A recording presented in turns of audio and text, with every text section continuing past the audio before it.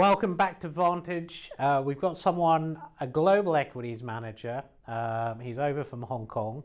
I think you're going to get a really good perspective on the world watching this one. Let's go take a look. Welcome back to Vantage. I'm delighted to have a visitor to the UK. We have Mark from ToscaFund Hong Kong. Mark is the CIO. Welcome to the show. Pleasure to be here, Neil. Nice to meet you. Let me start by, I think, given that you're looking at global funds, I think it'd be useful to get just a perspective in terms of how you're seeing global growth and inflation right now. What's your perspective on that? And in particular, which regions you're particularly bullish and bearish on? Okay, yeah, thank you. I mean, this year ahead, I went through lots and lots of notes, and generally speaking, I think we're not far from the consensus, i.e. we are expecting both inflation and growth to slow down next year. I think maybe where we're a little bit different is why we think that is happening. And it just goes back to really, really basic economics of supply and demand. One of the things that happened is for a decade, and this is also broader context, for a decade or even 20 years, we've had interest rates set at the wrong level. Yeah. The monetary policy, the world of QE, that's caused a lot of distortions, but it never caused inflation. And yet somehow last year we got these bursts of inflation came through, and that, I believe, was because of the monetary side of things, when what we had zero interest rates, which was a silly policy. We had zero COVID, which was another very silly policy, which had two elements. One of which was it closed down economies and therefore shut down supply chains, which caused this temporary blip in inflation, transitory inflation that some people are mocking, but I think that was quite right. The second thing it did was all the monetary authorities, particularly the Fed, pumped enormous amounts of money straight to the consumer. So you shifted your demand curve out to the right and your supply curve up to the left. Yeah. So of course you've got inflation. So the inflation that we've seen was baked in 2 years ago. What happened last year was actually that the Fed moved not just to raise interest rates, but actually to suck money. It's sucking the liquidity out of the economies. So we've already baked in the slowdown. We started doing it last April. The sort of monthly rate of change of money supply growth in the US went from 10 to 15% positive to like minus 8%. And that has set the stage for a slowdown in activity. And together with normalization of supply, we've now got the supply curve moving right, demand curve moving left. So we're coming back to a level of slower growth and lower inflation. So I think I would agree with consensus, but it's nothing to do with non-farm payrolls or the Fed or US employment rates. I've come from a different angle, but I definitely would agree with that's where we're going. Okay, and then within that, do you see particular areas? So you're talking about slower growth and of course the pressures of inflation. Do you see a sort of hard landing or soft landing in the US, or more extreme sort of version of the slowdown in particular territories? Which regions are you more optimistic about, and which ones are you slightly more cautious about? Yeah, well, it goes back to why we think it's happened, and of course the people that did really, really well out of ultra cheap money are going to struggle now that money is going back. We're not having a tightening cycle here. We're just going back to normal. We're going back from an area where good companies, normal people couldn't make normal profits, but the competitors could. So normal people will go back and they'll be fine, but people who need cheap money, who need almost free money, if you like, they will really struggle. Now, if we look at it at the sort of the very top down level, of course, the West has been the one that's been doing all the financializations for the last 10, 20 years, whereas the rest is much more industrial capitalism rather than financial capitalism, if you like. And I think what's very important to recognize is who is making stuff, who is making stuff and selling stuff, as opposed to who is playing around with balance sheets. So it's about cash now, and it's about cash flow, it's about return on assets, it's all those good old-fashioned basics, which is actually, as a fundamentalist, this is a really, really good that we're just getting rid of this huge distortion. Okay, and then now marry that up with, I guess, what we've seen over the last couple of years, which is a change in the geopolitical scene to a certain extent, certainly sort of weighed in on that. Does that colour your view in terms of the world going forward? Well, of course, back to my demand and supply structure, of course, what we did have at the same time as we were having this ultra-low interest rates policy in the West, we had the emerging China story. And what China was doing was increasing supply. So we had this disinflationary era where in fact we had a lot of excess supply because we had zombie companies, etc., in the West in the services sector, but in the manufactured goods sector, of course, we had this excess supply coming out of China. So that created disinflation in the West. It's created this sort of Goldilocks economy. Now, what's happening now, I think, you make any judgment about wrong, you just have to say, because you froze 300 billion of FX reserves, what you did then was effectively, wittingly or otherwise, kill the petrodollar. The petrodollar is dead. This is the biggest change in the financial markets since 1971, when the petrodollar essentially was invented. And this is a long-term theme that is going to be running in the background, and people keep forgetting about it. Come back to this. This isn't about the dollar no longer being a reserve currency. It's probably not being the only reserve currency. But much more important in terms of the world that we live in, this financialized Western world, which is changing, is that every year there's $6 trillion of global trade. Every day the $6 trillion goes through the FX markets. And once you start not doing 80% of your actual trade in dollars, then the ability to front run those dollars and the sort of huge inverted pyramid that's been built up on that we understand as being part of our financial markets also has to shrink. So there's a big change going there, change, which means that the whole of the rest of the world, the 6 billion people that aren't in the West, if you like, they're not going to trade in dollars unless they're trading with the West. They're going to trade in other baskets. Is about commodities. Now, the fact is, it's not that commodities weren't weaponized by Russia. Commodities are weaponized by the West. It's the West that are saying we're not going to buy those and put the prices up. So again, demand and supply. We've forced the demand curve back to the left, thinking it's going to affect the supply curve, but we haven't, because we aren't the only demand. And that's where China comes in, because China is the biggest buyer of all of these commodities. And China is not going to follow Western sanctions, because China is not going to follow Western foreign policy, which is completely understandable from China's point of view. And as a result, we aren't going to affect the price of the commodities. So what we've done with our third zero, so zero interest rates was silly, zero carbon is equally silly, because it's all very ambitious, but it's not realistic. And so we've stopped investing in effectively mines and energy and so on, but the demand hasn't gone away. So we've created, these three policies have created the mess that we're in right now.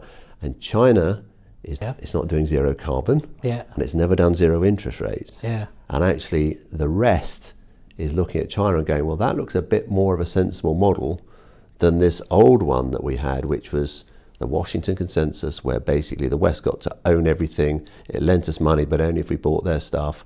We weren't allowed to be self-sufficient in agriculture, and we've been emerging for the last 50 years, whereas we've got this other thing going on here, which is BRI. People have said that they've given up on Belt and Road Initiative. No, they absolutely haven't.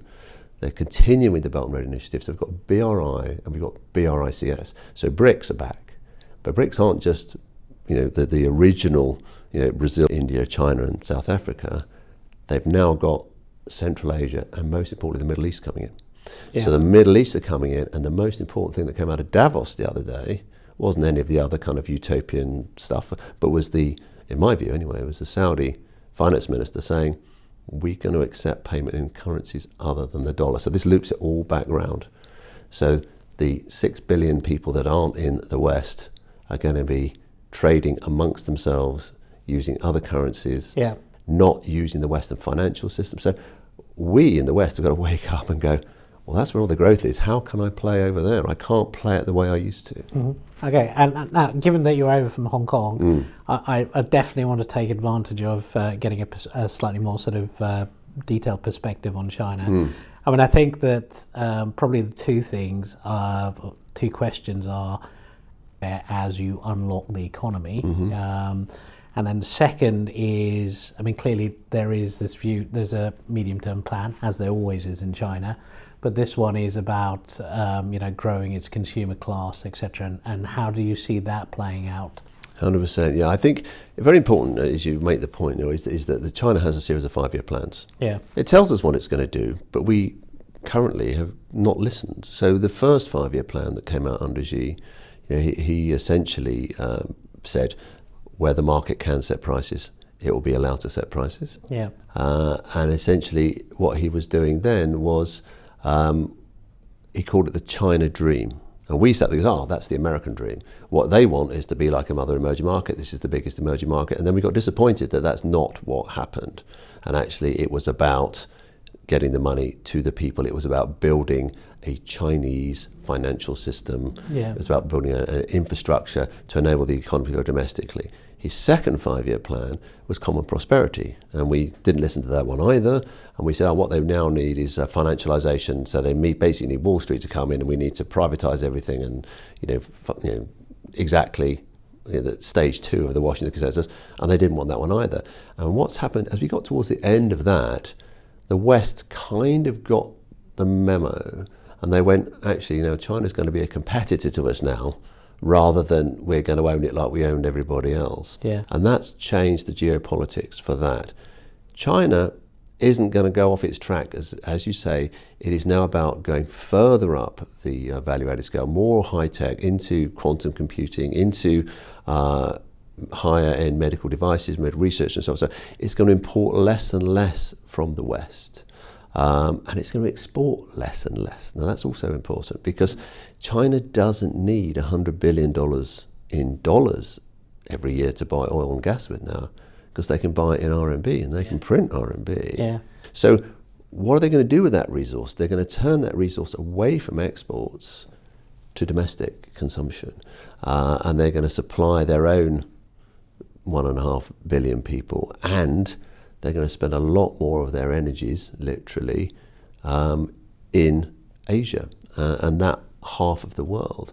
The idea that they imported, all these kind of filthy energy, if you like, and basically the West went green by just pushing it all out of the side and claiming, look how green I am because I've actually exported all my production to China.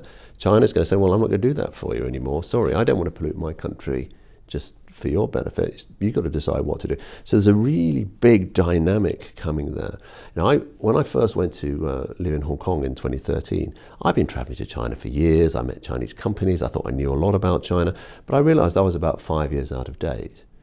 5 years later, I'm talking to my then colleagues in London, and their view of China was exactly as mine was 5 years earlier. So they're 10 years out of date. So I think it's very important to think, what are the Chinese trying to do? They're just trying to get the GDP per capita up for all of their people.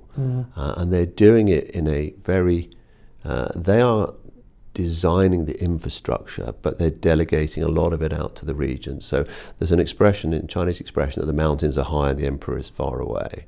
They know you can't control everything from the center. But one way I like to talk to people about thinking about China is if you took a map of China and stuck it on top of Europe, it's about the same size. And where I live in Hong Kong, that's like North Africa, and Harbin in the north is like the Arctic Circle, and it's as geographically different, as regionally different. And you think of the regions of China as being like the countries of Europe, whereas the CCP, which we also have to call the communist, just get the emotion in the Communist Party. The CCP it's an unelected, centralized bureaucracy, rather like the EU. So actually the CCP is what the EU would love to be, because actually they can see somebody needs to build 40,000 kilometres of high-speed railway, whereas the UK's got 115, I think, and America hasn't got any. So the deal is that the CCP builds that infrastructure, it builds the airports, it builds the the electricity grid, it builds and it's still in the process of building a financial service industry, which is what's also really interesting for us. So they're building, their centralised bureaucracy is building the infrastructure that needs to be built, whereas the regions are much more autonomous, and the deal is, well, actually 2 billion journeys at Chinese New Year. Okay, the trains work, the high-speed trains work. Yeah. It's not like not work rail here in the UK, right, where actually nobody can move anywhere and nobody can even afford to go on them even if they did. So, cheap, efficient local transport, and ultimately, I think the difference between the West and the rest is the Chinese model is one that says public goods, as we define them, are owned by the public. They're not there to be bought out by financiers and turned into a revenue stream. Yeah. They're not going down that model. And what they are going to do is go down the higher tech model. And once you kind of look at it, what would you do if you were running that huge country and you didn't want revolution? It kind of all makes sense. And we sit on the outside going, no, what they really want is to do it the way we've done it. And they don't. No. Okay, interesting. And sorry, long answer. No, it's great. It's great. And it's a really good perspective on it. And I think the other concern is that how they're going to fare as you come out of a lockdown, or sort of that move away from, start to see more mobility, more movement, etc. Because there is it's a big population, and you see mortality rates suddenly spike as a result of that. What's your perspective on that? I mean, obviously, the last couple of years being in Hong Kong, it's been very frustrating for everybody. I mean, they really went full lockdown, and even now they still have mandated masks, even though the science is questionable, shall we say. I think the idea that they're going to suddenly open up and everybody's going to, I disagree, because I think what we've seen and what they've seen has been that it becomes endemic, and it's in the population, and probably the wave, the Omicron wave that swept through the West was the vaccine, if you like. That was the thing that essentially meant it became natural immunity. The other thing is that we haven't got the fatalities, and there's a realisation now, this is political, which is, why do you lock up your working age population in order to protect the elderly? If the elderly don't want the vaccine, the Communist Party are in the position where they can say, right, well, we've given you your chance, and don't blame us for this, which is not necessarily an option available to politicians in the West who will get hit by their own media. So I'm not saying that people won't die, but again, remember, 1.5 billion people, tens of millions of people die naturally every year, so it's very easy to hype up how terrible this is. And it strikes me, I'm not here as a China apologist at all, but I'm saying if you live over there and you look at the way China is reported, you go, really? 1 minute China is an evil authoritarian empire for locking everybody up. Next minute they're an evil authoritarian empire for letting everybody out. I mean, there's no win. There is no winning. And actually, I think at the end of the day, the Chinese authorities are going, look, we're not here to make you happy. We're here to make this 1.5 billion people in our country happy. So that is their priority. Their priority is not courting Western opinion, and their priority is actually making sure of social stability within, the enormous country with an enormous number of people. Okay, that's great. And you touched earlier on the idea that we're returning back to normal. So, I mean, what does the new normal look like? Is it that those, in a world where money is no longer free, that it costs to finance capital projects, etc., that you're going to return back to, old school economy activity, that companies with that sort of capital base start to become valuable? How do you see that? Yeah, I think one of the things we're trying to talk about at the moment is that maybe we should just go back to some of our old-fashioned business school and economics models. I mentioned the simple demand and supply curves explains absolutely everything as far as I can see in terms of demand and inflation. But what about things like Porter's five forces? What is your competitive position? So we look at it at the company level. Have you had a competitor who had the advantage of free money for a long period of time? Have you had a whole load of zombie companies giving too much supply, so it's almost impossible for you to generate pricing power against your customers? If that money goes away and those zombies go away, are you now in a better position than you were previously? And so therefore, how can we try and anticipate earnings coming about from the removal of unfair competition or the removal of excess supply? And that implies the same thing about the excess supply coming from China.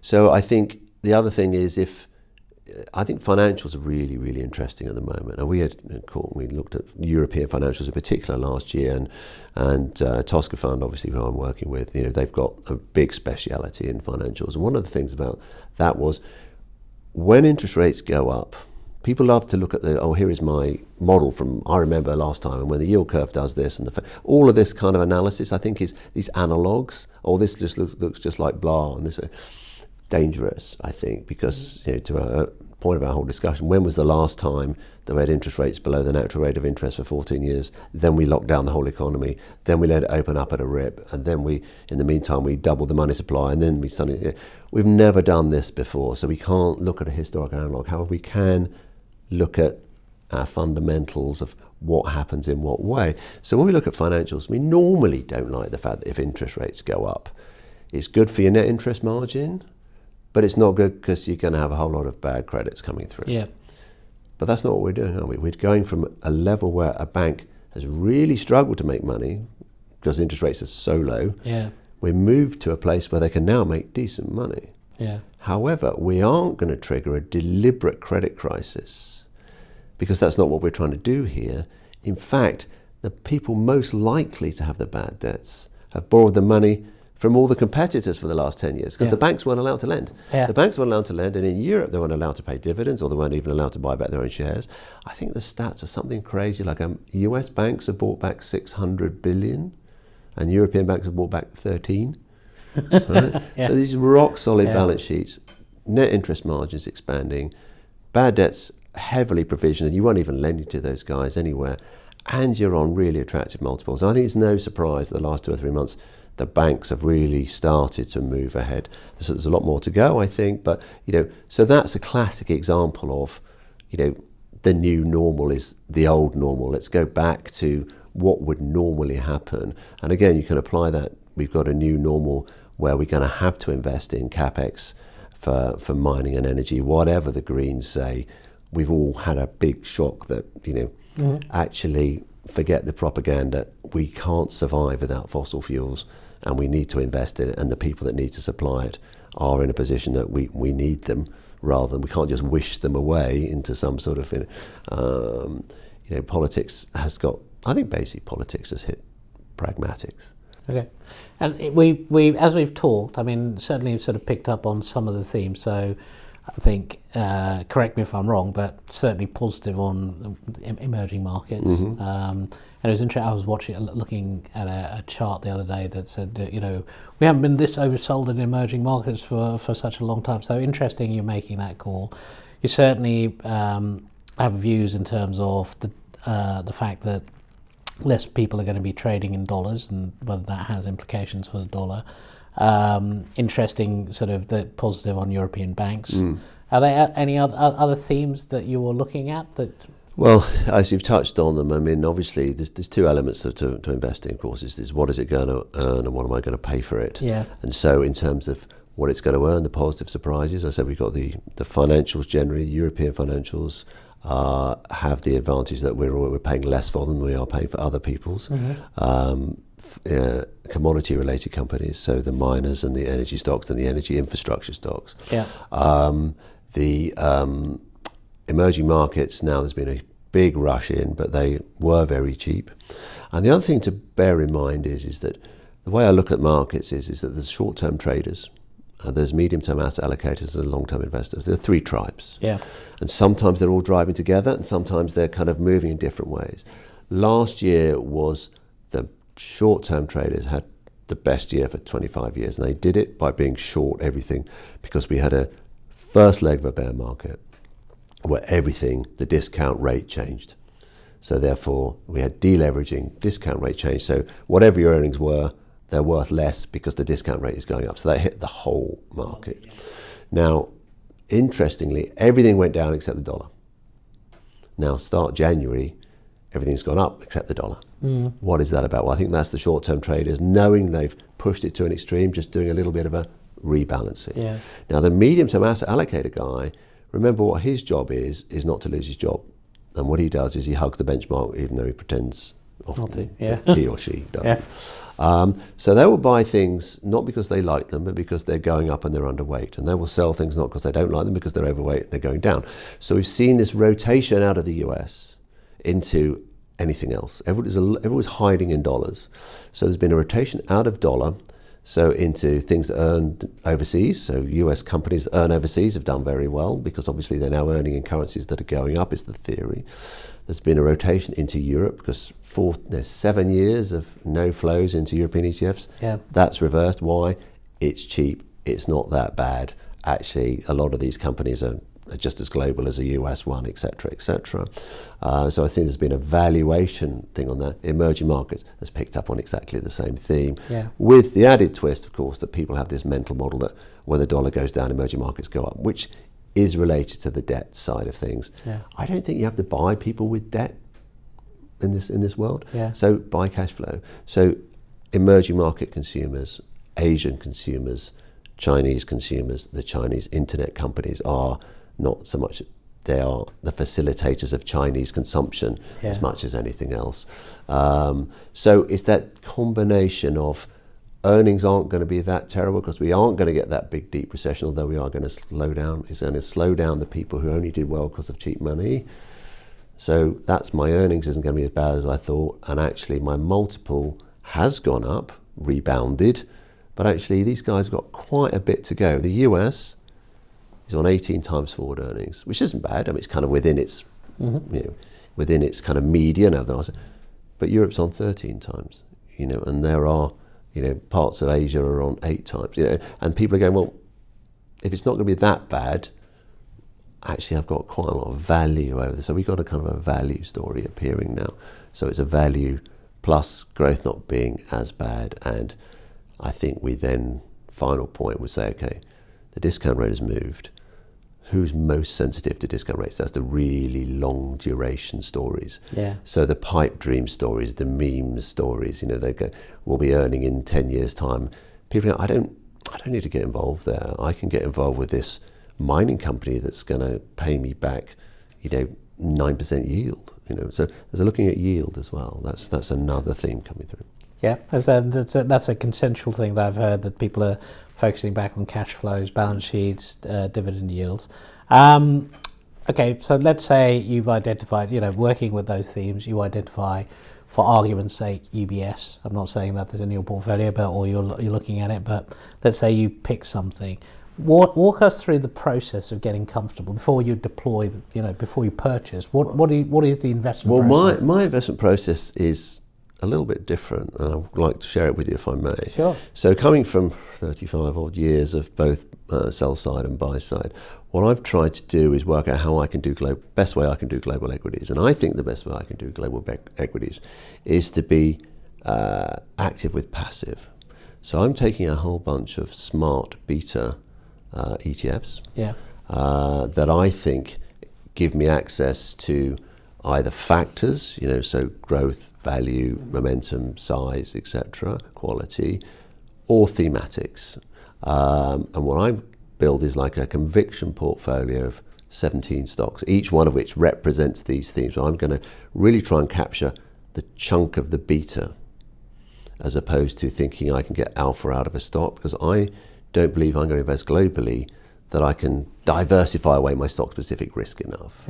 So what I'm trying to do is I'll take some of these themes that we've been discussing, and the great thing is there's an index for every one of these themes.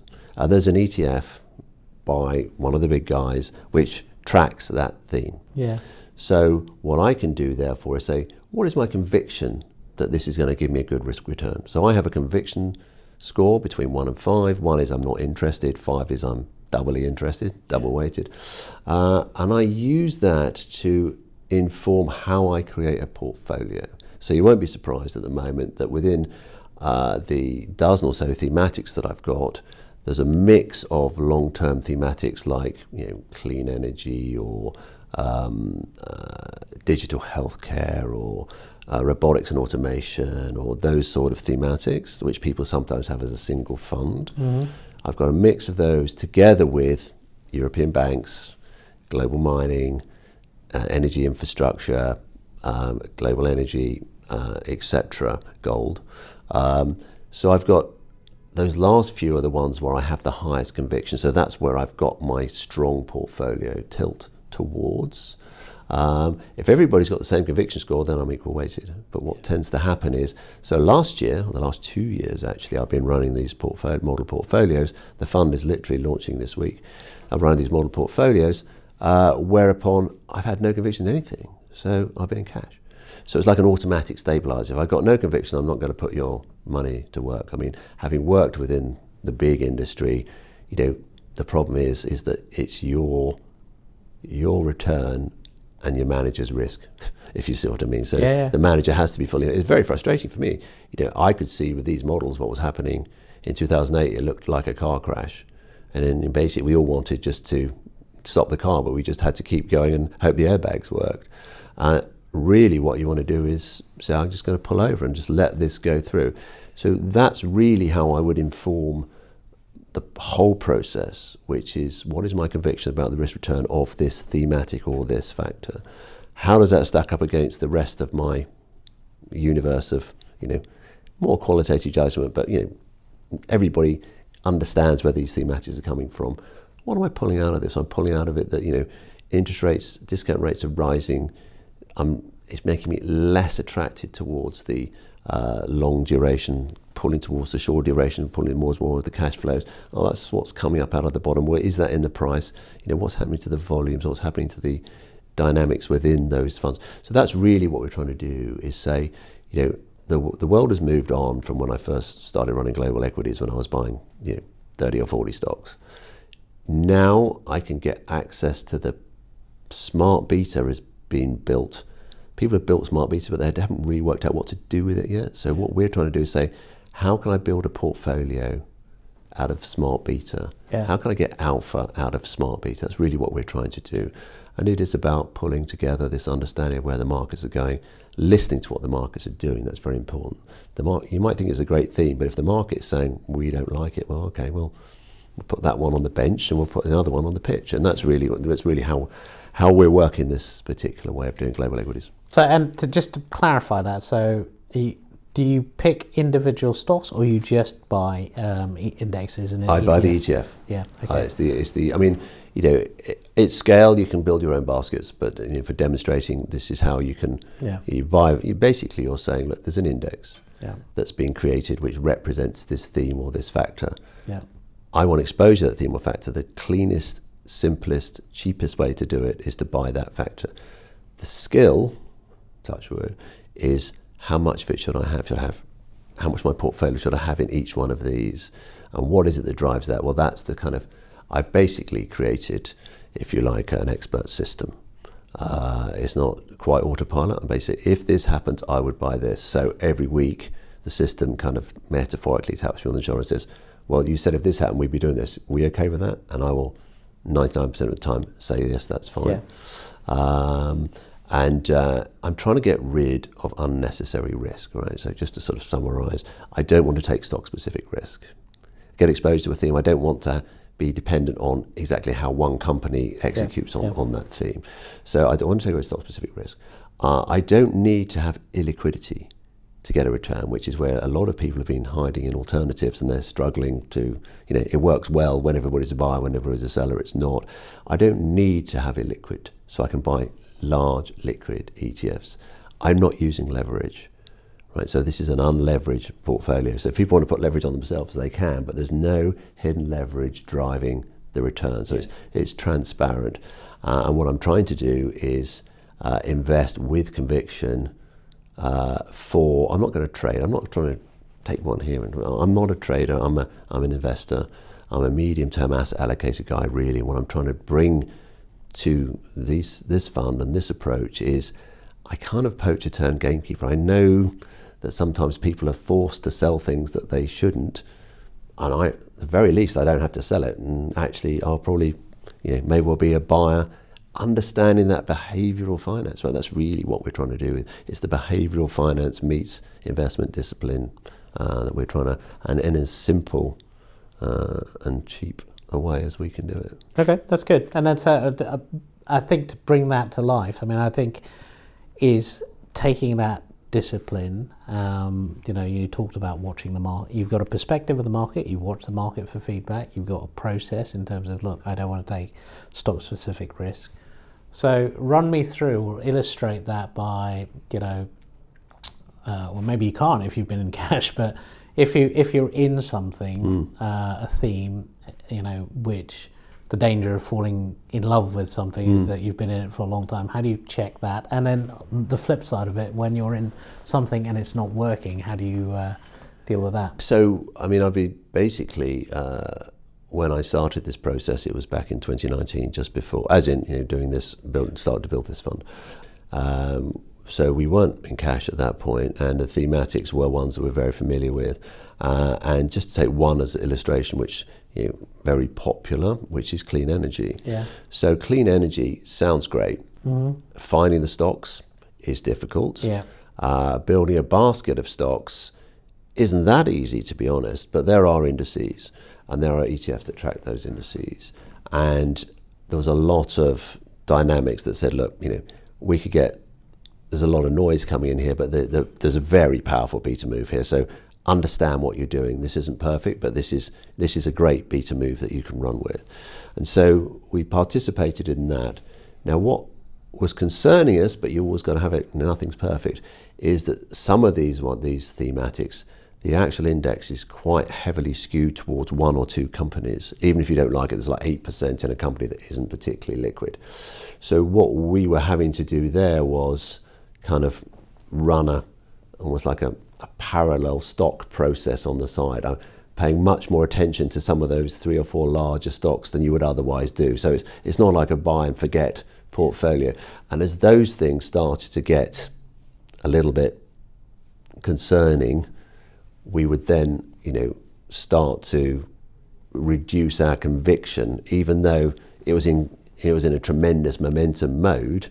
We're not trying to ride it right to the very peak and then get out.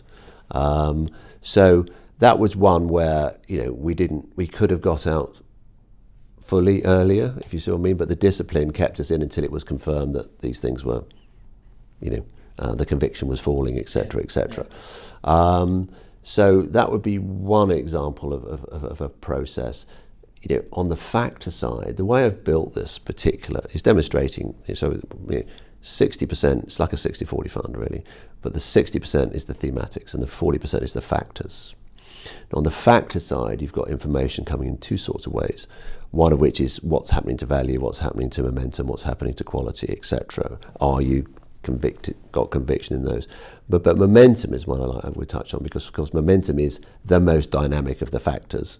Value doesn't really change that much, quality doesn't change that much, but momentum does, because obviously by definition. Yeah. Now, one of the things that started to happen in momentum, which is big thematic, is that you then started to see different providers had different weightings, and so there's a big Tesla. Right? Tesla dominated everything during 2021 and actually the back end of 22. So what you started to see was you started to get stock-specific risk coming into even these diverse things like that. So again, you then started to factor that in. This looks great, but you're really, as you were in the S&P, frankly, you're really got a very concentrated portfolio of stocks, which is increasing your risk. Yeah. So you might think, oh, this is all very diversified, but actually so much of it became in certain stocks.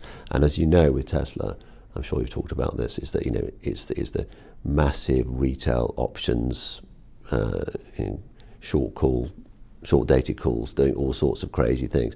So again, understanding that you had a discipline for a world that was actually, the thing that you're tracking is itself being distorted by the markets itself. So being very careful to avoid those kind of feedback loops, if you like, that it kind of becomes self-reinforcing, and that's only going to get worse as more and more people start investing in this way. And one of the things that we do caution about is, if you're a stock picker, what's more important, the fact that you are doing all your research and your analysis and all your basic stuff, or the fact that it is in a momentum basket and everybody's chasing a momentum basket?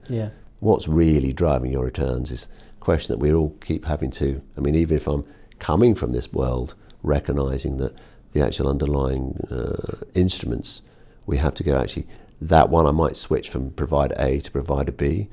Emerging market, find on the same thing. Emerging market consumers is a great thematic. Right?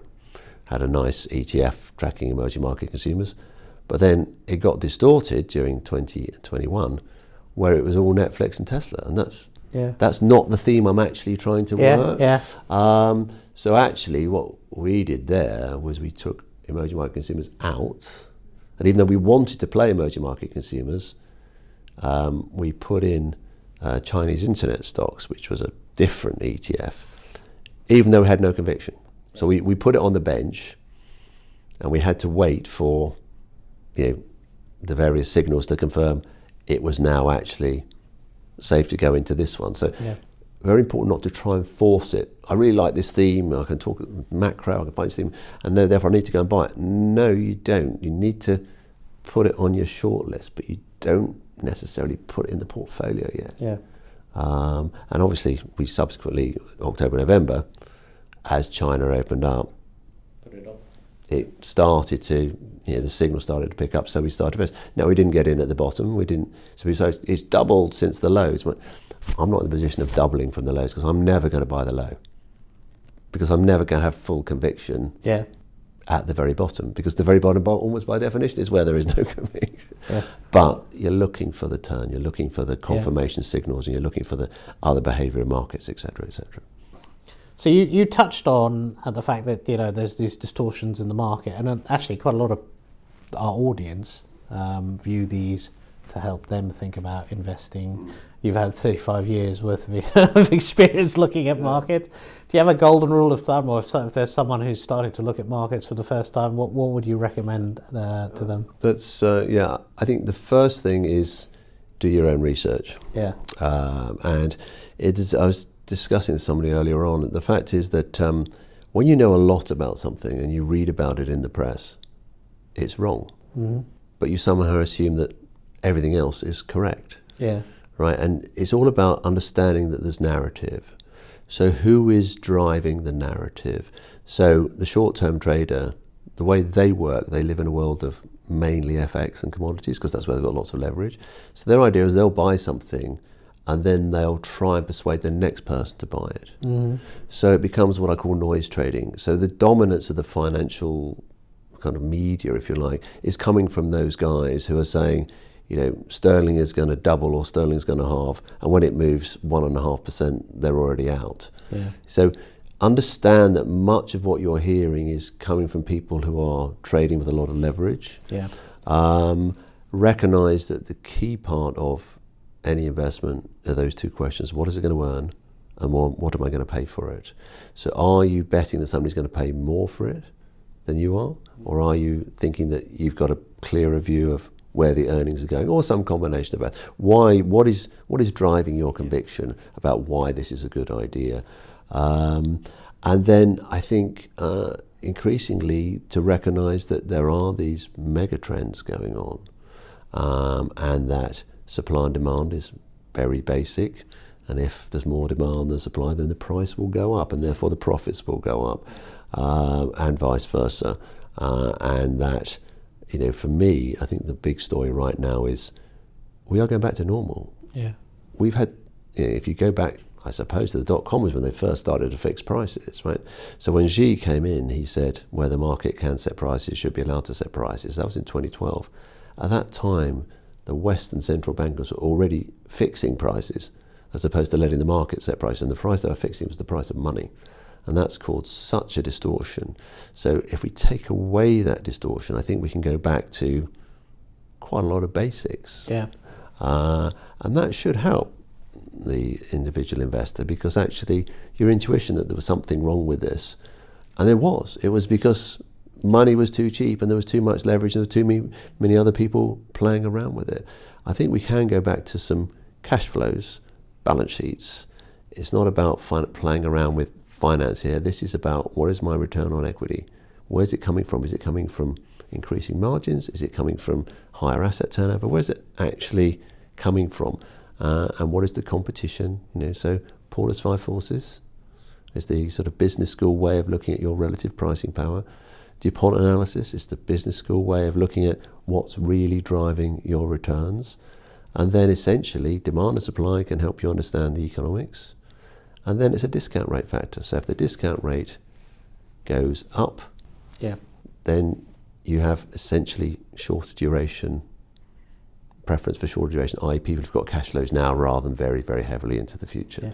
And I think those kind of 5 old-fashioned frameworks, which used to describe the normal, got replaced by the new normal, and it was all about whatever the Fed did and whatever happened to interest rates. And now we go back to the new normal, which is the old normal. Yeah. And after all of that, what do you do to, once you've done with your day, what do you do to relax? Well, I particularly like skiing. So Okay. the great thing about doing what I do is because I am global, I can be in all sorts of different places. I work every day, but not all day. And so a lot of travel when I'm in Asia, skiing in Japan, Yeah. skiing in Europe at this time of year, as and when we get snow. And weirdly enough, I write. I have a blog which is market-thinking.com, market-thinking.com, and I write that. And weirdly enough, that helps me relax. I have to get the ideas out of my head, Yeah. so I can let new ones come in, and actually so I can sleep at night. So to relax, I write a lot just so that I can relax, if I'm honest. And that writing and skiing sounds a bit boring. Excellent. That's great, Mark. Thank you very much for coming on the show. We've had a really interesting perspective on, I think, the world. That's it for this particular edition of Vantage. Look forward to joining you for the next one. If there are any particular managers you'd like to see, let me know. Thank you.